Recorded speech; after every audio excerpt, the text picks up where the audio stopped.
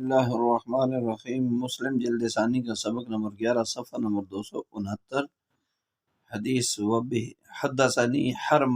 حرملۃ بن یحییٰ سے شروع ہو رہا۔ بسم اللہ الرحمن الرحیم۔ اللہم صلی علی سیدنا محمد النبی الأمی وازواجہ امہات المؤمنین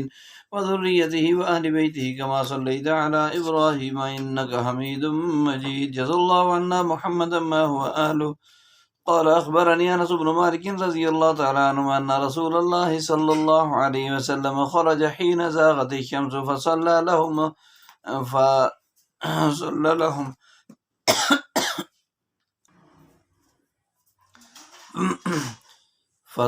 لهم صلاة الظهر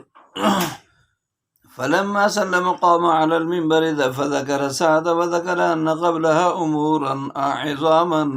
ثم قال من أحب أن يسألني عن شيء فليسألني عنه فوالله لا تسألوني عن شيء إلا أخبرتكم به ما دمت في مقامي هذا. قال أنس بن مالك رضي الله تعالى عنهما فأكثر الناس البكاء حين سمعوا ذلك من رسول الله صلى الله عليه وسلم. وأكثر رسول الله صلى الله عليه وسلم أن يقول سلوني. فقام عبد الله بن خزافة رضي الله تعالى عنهما فقال من أبي يا رسول الله؟ قال أبوك خزافة. فلما أكثر رسول الله صلى الله عليه وسلم من أن يقول سلوني بارك عمر. فقال رضينا بالله ربا وبالإسلام دينا وبمحمد رسولا. قال فسكت رسول الله صلى الله عليه وسلم حين قال عمر رضي الله تعالى عنه ذلك. قال ثم قال رسول الله صلى الله عليه وسلم أولى والذي نفس محمد صلى الله عليه وسلم بيدي لقد عرضت علي الجنة والنار آنفا في عرض هذا الحائط فلم أراق اليوم في الخير والشر. قال ابن شهاب أخبرني عبيد الله بن عبد الله بن عتبة قالت أم عبد الله بن خزافة رضي الله تعالى عنهما لعبد الله بن خزافة رضي الله عنه ما سمعت بابن قد أعق منك آمنت أن تكون أمتك قد قارفت بعض ما تقارف نساء أهل الجاهلية.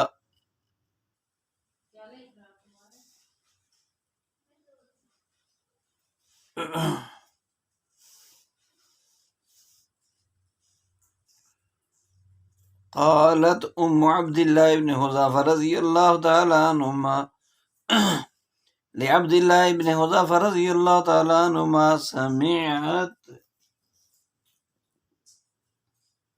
ما سمعت بابن قد أعق منك أأمنت أن تكون أمك قد قارفت بعض ما تقارف نساء أهل الجاهلية فتفضحها على أعين الناس. قال عبد الله ابن خزافة رضي الله تعالى عنه والله لو ألحقني بعبد أسود للحقته أو كما قال رضی اللہ تعالی عنہ۔ حضرت انس بن مالک رضی اللہ تعالیٰ عنہ سے روایت ہے کہ رسول اللہ صلی اللہ علیہ وسلم سورج ڈھلنے کے بعد نکلے۔ رسول پاک علیہ السلام نکلے جب سورج ڈھل چکا، پھر لوگوں کو یعنی صحابہ کرام کو ظہر کی نماز پڑھائی۔ پھر جب نبی علیہ السلام نے سلام پھیرا تو منبر پر کھڑے ہوئے اور قیامت کا ذکر فرمایا، اور فرمایا کہ قیامت سے پہلے بڑی بڑی باتیں ظاہر ہوں گی، بہت بڑی بڑی باتیں ظاہر ہوں گی۔ پھر فرمایا کہ تم میں سے جو مجھ سے کسی چیز کے بارے میں پوچھنا چاہتا ہے وہ مجھ سے پوچھ لے۔ اللہ کی قسم تم مجھ سے جس چیز کے بارے میں پوچھو گے تو میں تم کو اللہ کی وحی کے ذریعے اس کے بارے میں خبر دوں گا، میں تمہیں خبر دوں گا کہ جب تک میں اپنی اس جگہ پر ہوں۔ حضرت انس رضی اللہ تعالیٰ عنہ بن مالک رضی اللہ عنہ فرماتے ہیں کہ بہت سے لوگوں نے تو رونا شروع کر دیا جس وقت رسول پاک علیہ السلام کی یہ بات سنی، اور رسول اللہ صلی اللہ علیہ وسلم نے یہ فرمانا شروع کر دیا کہ مجھ سے پوچھو۔ تو عبداللہ بن حذیفہ رضی اللہ تعالیٰ عنہ کھڑے ہوئے اور انہوں نے عرض کیا، اللہ کے رسول میرا باپ کون تھا؟ تو آپ صلی اللہ علیہ وسلم نے فرمایا، تمہارا باپ حذیفہ تھا۔ اس کے بعد رسول پاک علیہ السلام نے پھر فرمانا شروع کر دیا کہ مجھ سے پوچھو۔ تو حضرت عمر رضی اللہ تعالیٰ عنہ اپنے گھٹنوں کے بل گر پڑے، بارہ کا عمرو، فرمایا کہ عرض کیا، رضینا باللہ، ہم اللہ کے رب ہونے پر، محمد صلی اللہ علیہ وسلم کے رسول ہونے پر اور اسلام کے دین حق ہونے پر ہم راضی ہیں، اسلام کے دین ہونے پر راضی ہیں۔ تو راوی کہتے ہیں کہ رسول پاک صلی اللہ علیہ وسلم جس وقت خاموش ہو گئے، جس وقت حضرت عمر رضی اللہ تعالیٰ نے یہ کہا، پھر اس کے بعد رسول اللہ صلی اللہ علیہ وسلم نے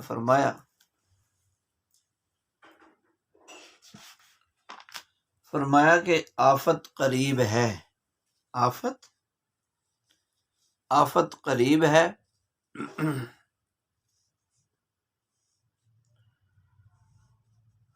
قسم ہے اس ذات کی جس کے قبضہ اور قدرت میں محمد علیہ السلام کی جان ہے، اس دیوار کے کونے میں میرے سامنے جنت اور جہنم کو پیش کیا گیا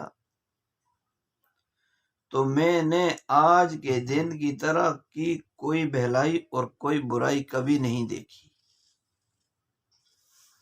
ابن شہاب کہتے ہیں کہ مجھے خبر دی عبیداللہ بن عبداللہ بن عتبہ نے، وہ کہتے ہیں کہ عبداللہ بن حذیفہ کی والدہ نے کہا، عبداللہ بن حذیفہ رضی اللہ تعالی عنہ سے کہا کہ میں نے تیرے جیسا نافرمان بیٹا کوئی نہیں دیکھا، میں نے تیرے جیسا کوئی نافرمان بیٹا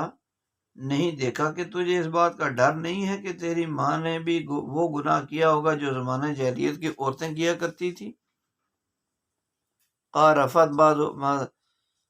تقارف نساء علی الجاہلیہ فتفضحها علی اعین الناس، کہ پھر تو اپنی ماں کو لوگوں کے آنکھوں کے سامنے رسوا کرے۔ تو عبداللہ بن حذیفہ رضی اللہ تعالیٰ عنہ کہنے لگے کہ اگر میرا رشتہ ایک حبشی غلام سے بھی ملایا جاتا تو میں اس سے مل جاتا۔ یہ جنت اور دوزخ تو بہت وسیع ہیں، پھر مسجد کی دیوار پر کس طرح متمثل ہوئی، نبی علیہ السلام نے جو فرمایا مجھے دکھائی گئی کونے میں۔ تو تمثیل جو ہے نا، کسی کی مثال دے کر بیان کرنا، تشبیہ دینا، اس میں متمثل جس کی تشبیہ دی جاتی ہے متمثل لہو کی طرح تمثیل کا ہونا ضروری نہیں ہوتا۔ یعنی جس چیز کو سمجھا رہے ہو وہ تمثیل لہو ہے، اور جس سے مثال بیان کر رہے ہو وہ تمثیل ہے، تو تمثیل کا تمثیل لہو جیسا ہونا ضروری نہیں۔ اس دور میں اس کو سمجھنا کچھ مشکل نہیں کہ کتنے بڑے بڑے مناظر چھوٹی سی سکرین پر دکھا دیے جاتے ہیں۔ ایک آئینہ کتنا چھوٹا سا ہوتا ہے اور اس میں سورج چاند بھی دیکھے جا سکتے ہیں، تو دیوار پر جنت اور دوزخ کی تمثیل کا سما جانا کچھ بعید نہیں ہے، کچھ بعید نہیں ہے۔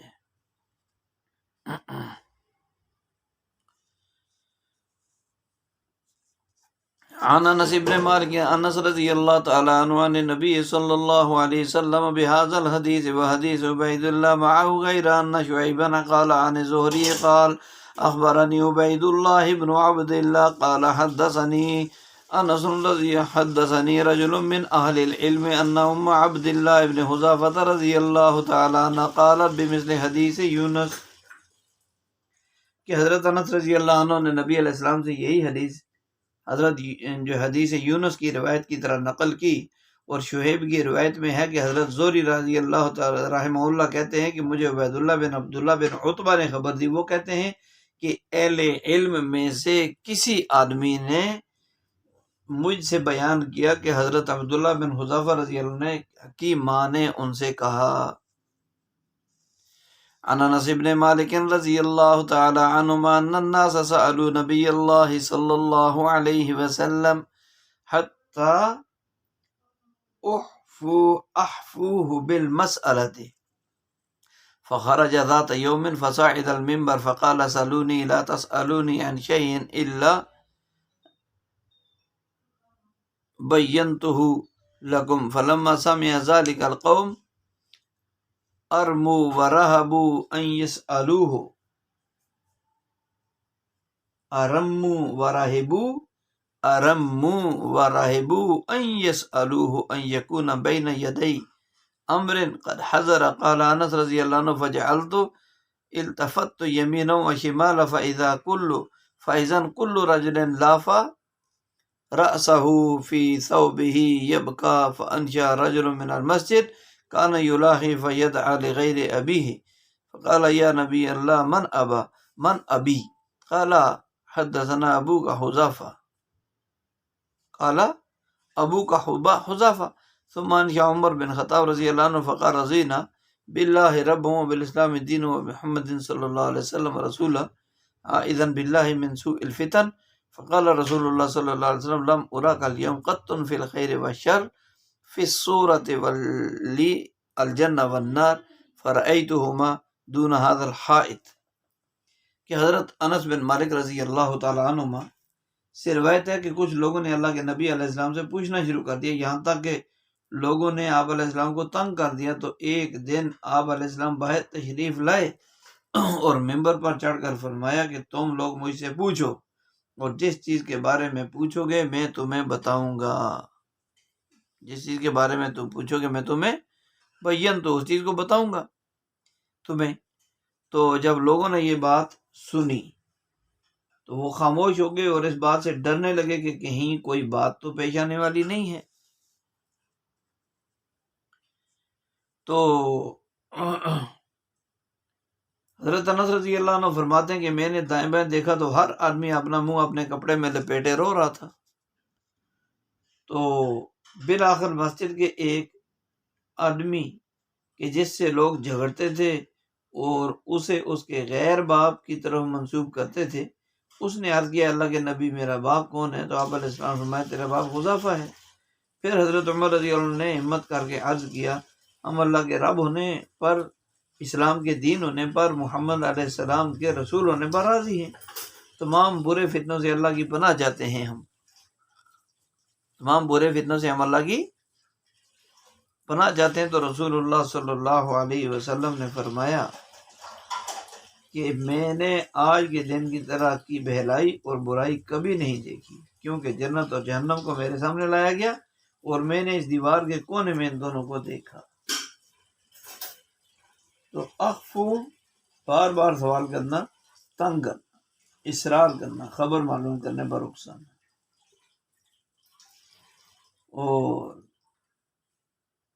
ابھی یہ پھر وصیت میں مبالغہ کرنا، یعنی کسی پر عیب لگانا۔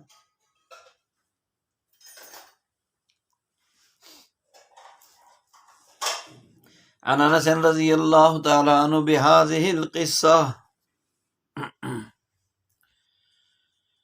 عن ابي موسى رضی اللہ تعالی عنہ قال سئل النبي صلی اللہ علیہ وسلم عن اشياء كرهها فلما اكثر عليه غضب ثم قال للناس سألوني عما شئتم فقال رجل من ابي؟ قال ابوك حذافة فقام آخر فقال من ابي يا رسول الله؟ قال ابوك سالم مولى شيبة فلما رأى عمر رضي الله تعالى عنه ما في وجه رسول الله صلى الله عليه وسلم من الغضب قال يا رسول الله إنا نتوب إلى الله۔ وفي رواية أبي قريب قال من أبي يا رسول الله؟ قال أبوك سالم مولى أبي شيبة وكما قال رضی اللہ تعالی عنہ کہ حضرت ابو موسیٰ رضی اللہ تعالیٰ عنہ سے روایت ہے، کہتے ہیں نبی علیہ السلام سے ایسی چیزوں کے بارے میں پوچھا گیا جس کا پوچھنا نبی علیہ السلام نے ناپسند فرمایا، تو جب لوگوں نے زیادہ سوال کیا تو نبی علیہ السلام اس پر ناراض ہوئے، پھر لوگوں سے فرمایا کہ تم مجھ سے پوچھو جو تم پوچھنا چاہتے ہو۔ تو ایک آدمی نے پوچھا کہ میرا والد کون ہے، تو آپ علیہ السلام نے فرمایا تمہارا باپ حذیفہ ہے۔ پھر دوسرے نے پوچھا کہ میرا باپ کون ہے اللہ کے رسول، تو فرمایا کہ شیبہ کا غلام سالم ہے وہ تیرا باپ۔ تو پھر حضرت عمر رضی اللہ تعالیٰ عنہ نے جب نبی علیہ السلام کے چہرہ مبارک میں ناگواری دیکھی، غصے کے اثرات دیکھے، تو عرض کیا اللہ کے رسول ہم اللہ سے توبہ کرتے ہیں۔ اور ایک روایت میں ابو قریب کی روایت میں ہے کہ قال من ابی یا رسول اللہ، کہ میرا والد کون ہے، تو آپ علیہ السلام نے فرمایا کہ تیرا والد جو ہے وہ سالم مولا ابی شیبہ، یعنی ابو شیبہ کا غلام سالم ہے۔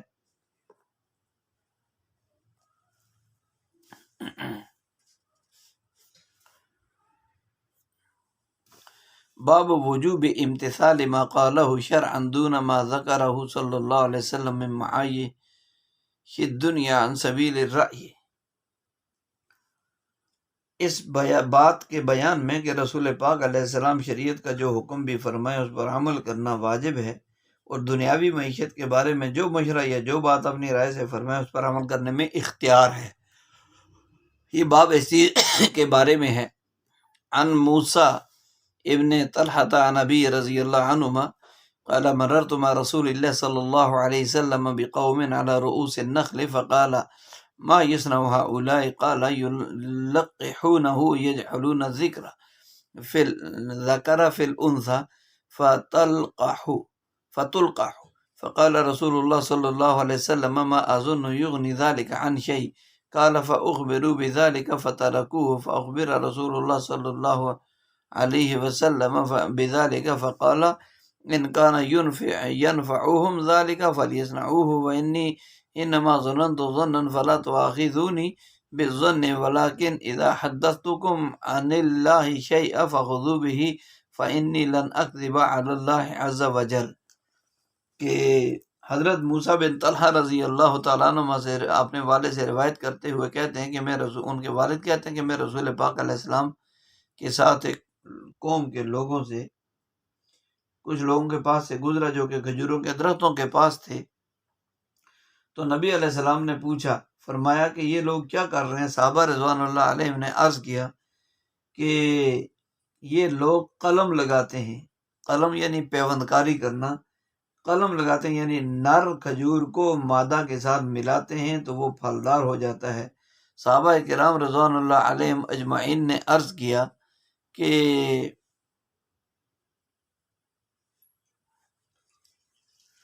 صحابہ نے رضوان اللہ علیہ اجمعین نے عرض کیا کہ یہ لوگ قلم لگاتے ہیں یعنی نر کو مادہ کے ساتھ ملاتے ہیں تو وہ پھلدار ہو جاتا ہے۔ رسول پاک علیہ السلام نے فرمایا میرے خیال میں تو اس چیز میں کوئی فائدہ بھی نہیں ہے، میرے خیال میں تو اس چیز میں کوئی فائدہ بھی نہیں ہے۔ تو راوی کہتے ہیں کہ جب اس بات کی خبر ان لوگوں کو ہوئی تو انہوں نے اس طرح کرنا چھوڑ دیا۔ تو رسول پاک علیہ السلام کو اس کے بارے میں خبر دی گئی کہ لوگوں نے تو اس کو جو ہے وہ چھوڑ دیا ہے۔ تو آپ صلی اللہ علیہ وسلم نے فرمایا کہ اگر یہ ان کو لیے نفع مند ہے، مفید ہے، نفع دیتا ہے، تو یہ لوگ اگر یہ کام ان کو نفع دیتا ہے تو وہ لوگ یہ کام کریں، کیونکہ میرے خیال پر تم مجھے نہ پکڑو۔ یعنی کیا مطلب کہ میرے ذاتی خیال ہو تو میری رائے پر عمل نہ کرو، لیکن جب میں تمہیں اللہ تعالیٰ کی طرف سے کوئی حکم بیان کروں تو تم اس پر ضرور عمل کرو، کیونکہ اللہ کے معاملے میں جو ہے وہ میں جھوٹ بولنے والا نہیں ہوں، میں اللہ پر جھوٹ بولنے والا نہیں ہوں۔ یہ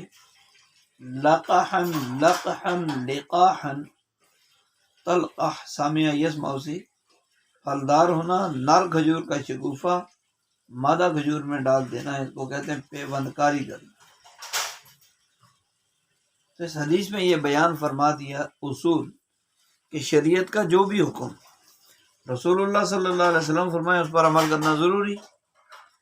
دنیاوی امور میں جو مشورہ یا اپنی رائے دیں اس پر عمل کرنے میں اختیار ہے۔ جس طرح کھجوریں کام ہوئی تو آپ علیہ السلام نے فرمایا تم لوگ دنیاوی معاملات کو میری نسبت زیادہ بہتر جانتے ہو، زیادہ بہتر جانتے ہو۔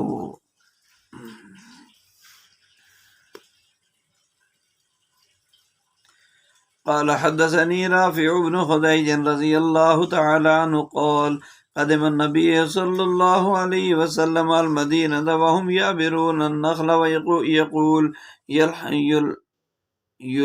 يلحقون النخل فقال ما تصنعون قالوا كنا نصنعه قال لعلكم لو لم تفعلوا كان خيرا قال فتركوه فنفذت أو قال ونقصت قال فذكروا ذلك له فقال إنما أنا بشر إذا أمرتكم بشيء من دينكم فخذوا به وإذا أمرتكم بشيء من رأي فإنما أنا بشر قال إكرمة رضي الله عنه ونحو هذا قال المعقري فنفذت ولم يشك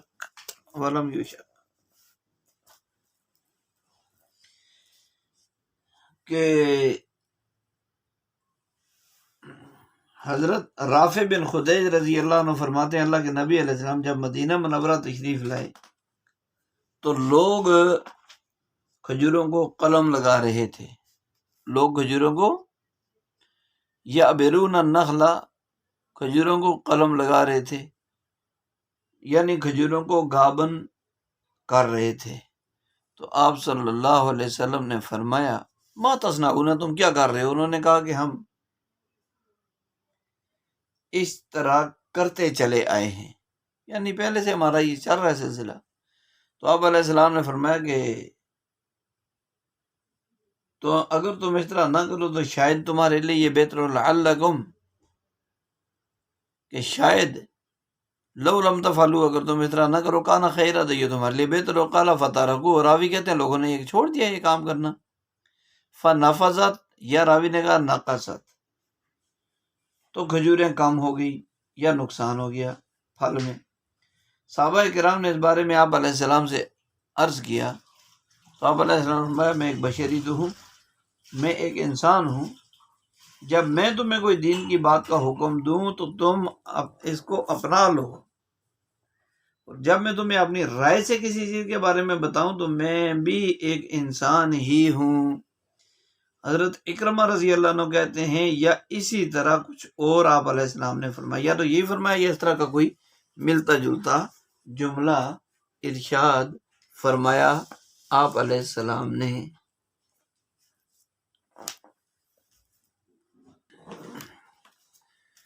عن عائشة رضی اللہ تعالی عنہ وعن ثابت رضی اللہ عنہ وعن انس رضی اللہ تعالی عنہ ان النبی صلی اللہ علیہ وسلم مر بقوم يلحقون فقال لو لم تفعلوا لصلح قال فخرج شيئا فمر بهم فقال ما لنخلكم قالوا قلت كذا وكذا قال انتم اعلم بامر دنیاکم او کما قال النبی صلی اللہ علیہ وسلم۔ حضرت انس رضی اللہ تعالی عنہ سے روایت ہے کہ نبی کریم علیہ السلام ایک جماعت کے پاس سے گزرے جو کہ قلم لگا رہے تھے، کھجوروں پر، درختوں پر قلم لگا رہے تھے۔ تو آپ صلی اللہ علیہ وسلم نے فرمایا اگر تم اس طرح نہ کرو تو بہتر ہوگا۔ تو آپ علیہ السلام کے فرمان کے مطابق انہوں نے چھوڑ دیا اس طرح کرنا، تو کھجور خراب آئی۔ خرج شیئن فمر بہم، راوی کہتے ہیں پھر آپ علیہ السلام اس طرف سے گزرے تو آپ علیہ السلام نے فرمایا تمہارے درختوں کو کیا ہو گیا؟ صحابہ نے عرض کیا یا رسول اللہ ایسے ایسے آپ نے فرمایا تھا۔ تو آپ علیہ السلام نے فرمایا کہ تم لوگ اپنے دنیاوی معاملات کو میری نسبت بہتر سمجھتے ہو، بہتر جانتے ہو، یعنی جو تم بہتر سمجھتے ہو، جو اس میں نفع ہے جس چیز میں، وہ کر لیا کرو۔ باب ہے باب فضل نظر الیہ صلی اللہ علیہ وسلم و تمنیہ، کہ رسول اکرم صلی اللہ علیہ وسلم کی طرف دیدار کرنا، دیکھنا اور اس کی تمنا کرنے کی فضیلت کا بیان، کہ دیدار کی بھی فضیلت ہے اور تمنا دیدار کی بھی فضیلت۔ حدثنا ابو ہریرہ رضی اللہ عنہ عن رسول اللہ صلی اللہ علیہ وسلم فذكر حدیثا منها وقال رسول اللہ صلی اللہ علیہ وسلم والذی نفس محمد فی یده لیأتین علی احدکم یوم ولا یرانی ثم لأن یرانی احب الیہ من آلہ ومالہ معهم. قال ابو اسحاق المعنى فیہ عندی لأن یرانی معهم احب الی من آلہ ومالہ وهو عندی مقدم ومؤخر. کہ حضرت ابو ہریرہ رضی اللہ تعالیٰ عنہ سے روایت ہے کہ رسول پاک صلی اللہ علیہ وسلم نے فرمایا، قسم ہے اس ذات کی جس کے قبضہ قدرت میں محمد علیہ السلام کی جان ہے، کہ تم پر ایک دن آئے گا کہ تم لوگ مجھے دیکھ نہیں سکو گے، اور تمہارے لیے مجھے دیکھنا اپنے اہل و عیال اور اپنے مال و دولت سے زیادہ پسندیدہ ہوگا. یعنی ہر بندہ یہ تمنا کرے گا کہ کاش میری جان، میرا اہل و عیال اور مال دولت سب قربان ہو جائے، مجھے نبی علیہ السلام کی زیارت اور دیدار نصیب ہو جائے، لیکن دیکھ نہیں سکیں گے. تو اس حدیث سے حضور اکرم صلی اللہ علیہ وسلم کا دیدار کرنے اور اس کی تمنا کرنے کی فضیلت معلوم ہوئی. اور اس حدیث میں صحابہ کو آپ علیہ السلام کی مبارک مجلس کو لازم پکڑنے پر آمادہ کرنا مقصود ہے، تاکہ زیادہ سے زیادہ دین اور ادب سیکھ کر آگے پہنچ جائیں، امت کو نفع ہو. سبحان ربک رب العزت عما یصفون وسلام علی المرسلین والحمد للہ رب العالمین.